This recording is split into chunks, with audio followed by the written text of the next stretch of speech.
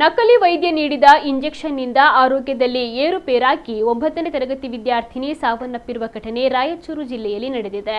Injection ರಿಯಾಕ್ಷನ್ನಿಂದ 14 ವರ್ಷದ ವಿದ್ಯಾರ್ಥಿನಿ ಬಿಂದು ಮೃತಪಟ್ಟಿದ್ದಾಳೆ. ಈಕೆ ಜ್ವರದ ಹಿನ್ನೆಲೆ ಚಿಕಿತ್ಸೆಯನ್ನು ಪಡಿತಾ ಇದ್ಲು. ನಕಲಿ ವೈದ್ಯನ ಬಳಿ ಇಂಜೆಕ್ಷನ್ ಪಡೆದ ಬಳಿಕ ಔಷಧಿ ರಿಯಾಕ್ಷನ್ ಆಗಿದ್ದು ಆರೋಗ್ಯದಲ್ಲಿ ಏರುಪೇರಾಗಿ ಸಾವನ್ನಪ್ಪಿದ್ದಾಳೆ. ವಿದ್ಯಾರ್ಥಿನಿ ಸಾವನ್ನಪ್ಪಿದ ಸುದ್ದಿ ಕೇಳಿ ನಕಲಿ ವೈದ್ಯ ಪರಾರಿಯಾಗಿದ್ದಾನೆ.